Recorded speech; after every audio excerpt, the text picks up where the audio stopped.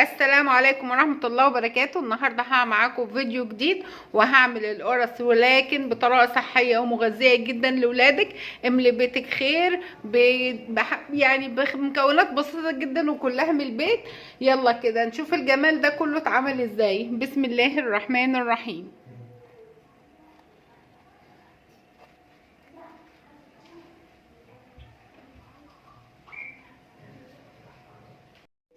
بسم الله الرحمن الرحيم. اصدقائي اللي متابعيني بيبقوا عارفين ان انا بعمل الزبده كده بنفسي. شايفين بعملها بالشكل ده وبحطها مفروده كده عشان لما اجي اخد منها تبقى سهله. اجي بقى بقسمها مثلا كده اهو، واجي اخد منها بتبقى سهله جدا عليا. وانا باخد تبقى كل قطعه مثلا 100 جرام ولا حاجه. تمام. النهارده بقى بما ان انتوا عارفيني وعارفين بحب الاكل الصحي قوي، هعمل لكم النهارده القرص الطريه. منزلها قبل كده على القناه. القرص الطريه عادي، بدقيق العادي وبدقيق الاسمر اللي هو دقيق القمح الكامل. النهارده هعمله لكم بايه؟ هعملها لكم النهارده بالعسل الاسود. بدل السكر هنحط عسل اسود. انا باخد اللبن اللي طالع من الخض ده بعد ما بعمل الزبده، بيطلع لبن حلو قوي. مش عندك اللبن ده عادي خالص، استعملي لبن رايب او لبن وعليه معلقه خل تخسريه انتي، مفيش مشكله، او زبادي حسب المتاح عندك. دون عباره عن ايه؟ عباره عن 600 جرام طلعوا من اللبن. انا هعمل 2 كيلو. ال2 كيلو بياخدوا سوائل قد ايه؟ بياخدوا سوائل كيلو، وبرده حسب نوع الدقيق ممكن يزيد منك او يقل. ماشي. انا هعمل 2 كيلو النهارده دقيق. هحط عليهم ايه؟ هحط عليهم كل نص كيلو بحط عليه معلقه، يعني هحط 4 معالق.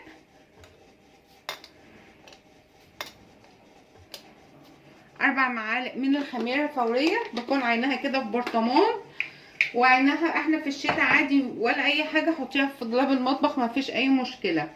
وهحط عسل اسود. هحط عسل اسود قد ايه؟ هحط على 2 كيلو دول ربع كيلو. هعرف الميزان ازاي؟ بعمل انا بصفر كده البرطمان عشان ما اقعدش افض في كوبايه وارجع وكده. بصفر كده اهو، بصفر واخد ربع كيلو، اخد شويه واوزن، اعرف ساعتها انا اخدت كميه قد ايه. خدت 150 جرام بس.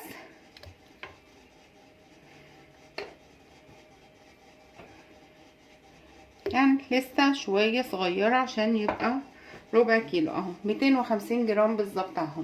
تمام. ادوبهم كده مع بعض. انا وانا بعمل الزبده دي حاطه فيها ملح. انت طبعا لو انت عندك هتحطي لبن رايب او لبن عادي وخسرتيه بمعلقه الخل، هتحطي هنا شويه ملح صغيرين، يعني ربع معلقه من الملح. تمام. بدوبهم كده مع بعض. هحط هنا عليهم كمان قد ايه؟ هحط عليهم كوبايه من الميه، عشان انا عاوزه السوائل كلها تبقى ايه؟ تبقى كيلو. دول 600. هحط هنا كوبايه.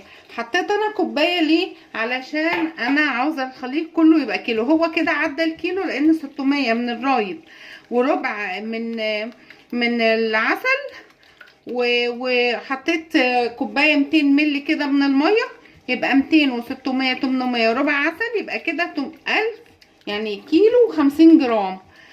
مش مشكله، انا زودت 50 جرام مش مشكله. ليه؟ لان انا مستخدمه نوعين من الدقيق. هستخدم دقيق ابيض على دقيق اسمر. بما ان انا بعمل عاوزين الحاجه تبقى صحيه، فليه بقى ما نستعملش الابيض مع الاسمر؟ ليه نستعمل ابيض بس؟ ممكن نستعمل اسمر بس، انما ما استعملش ابيض بس. احط الدقيق اهو.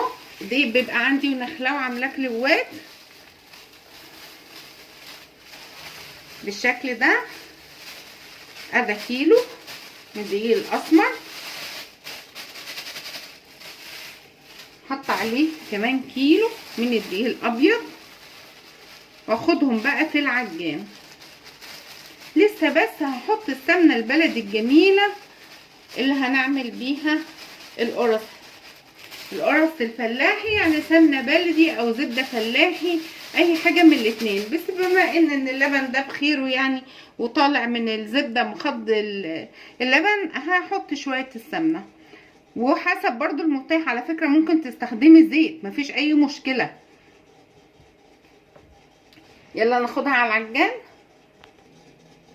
هاخدها بقى اعجنها، اعجنها ممكن بايديا مفيش اي مشكلة، او تعجنها كويس قوي بالعجان بتاعك. عجنت كويس بالشكل ده لغاية لما هي خلاص بقت عجينة. شايفين قوامها تحفة. لسه مرحلة، لسه ايه، هحط الزبدة او السمنة او الزيت حسب المتوفر. هحط معانا هنا كل كيلو بياخد نص كوباية، هحطهم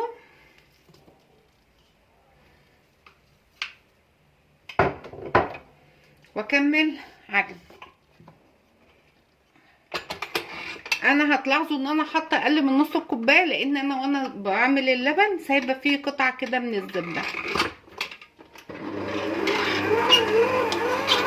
بنلاحظ ان العجينه بتفتح شويه وبتبدا تلزق كده في العجان، شايفين؟ بس بترجع تلم تاني اهي.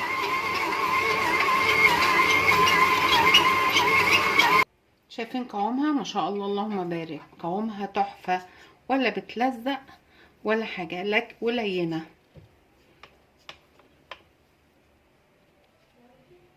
شايفين ما شاء الله اهي، حلوه قوي. وانا شرحت لكم قبل كده احنا ليه مش بنحط، يعني في الفيديو دون في حاجات كتير للعجين، وقلت لكم قبل كده احنا مش بنحط ميه بس ولا بنحط لبن بس. لو حطيت لبن بس او رايب بس العجين بتاعنا القرص لما هتطلع تبقى فيها حتت محروقه، لازم يبقى خليط بين الاتنين. شايفين العجين؟ والعجينه تبقى طريه ولكن مش بتلزق. شايفين قوامها اهو؟ ما شاء الله اللهم بارك، اخدت راحتها في العجين اهو. هسيبها بقى تخمر مدة نص ساعة وارجع لكم تاني. شايفين اهي؟ اول ما تملى العجان نبدأ نشتغل فيها اهي. ما شاء الله شايفين خمرت بقت ازاي؟ ما شاء الله تبارك الله، وتحفة اهي. هاجي بقى اعمل ايه؟ احشيها زي ما انا عاوزه، زي ممكن تحشيها ساده، وانا هحشيها هنا بملبن عليه قرفه. حطيت قطعه من الملبن، حطيت عليها نص معلقه قرفه واخلطهم كده كويس مع بعض عشان الطعم يدخل فيها تبقى تحفه. شايفين بالشكل ده كده؟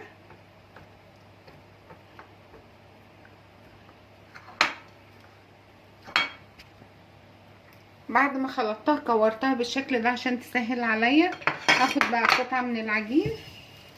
شايفين بالشكل ده اهي تحفه. احط فيها الملبن واقفلها كده،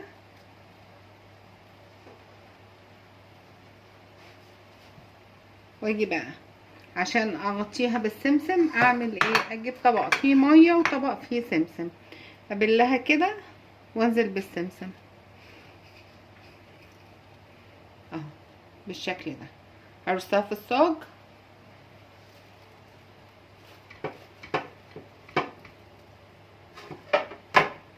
ونعمل واحده تانية برضو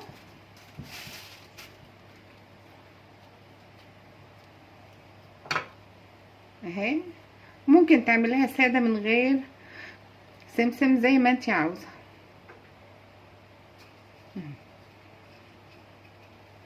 بططيها كده، السمسم بقى هيدخل كده جواها وهيلزق مش هيقع خالص اهو. ترصيها بقى في الصاج وهكمل كل الصاج ده وارجع لكم تاني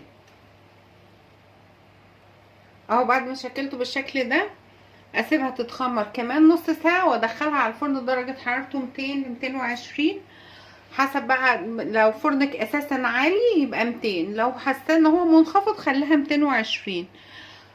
ما بتاخدش في الفرن اكتر من 10 12 دقيقه، بيبقى طعمها حلو قوي. انا هسيبها تخمر واوريها لكم اول ما اجي ادخلها الفرن بامر الله اهي. ما شاء الله تبارك الله، شايفين تخمر بتبقى شكلها ازاي اهي؟ ما شاء الله. عملت منها كمان الساده اهي ادخلها بقى الفرن. اول ما تطلع هوريكم لونها الذهبي الجميل. من النهارده مش هتبوظ منك اي قرص، لان لو مش مشيتي على كل التركات بتاعتها هتطلع منك زي الفل بامر الله. اهو ما شاء الله تبارك الله لما طلع من الفرن. شايفين؟ عاوزه اوريها لكم كمان من جوه. شايفين ما شاء الله تحفه. اللهم بارك. اتمنى ان الوصفه دي تكون عجبتكم لايك وشير وتفعيل الجرس عشان يوصلك كل جديد. نتقابل في وصفه تانية باذن الله، والسلام عليكم ورحمه الله وبركاته.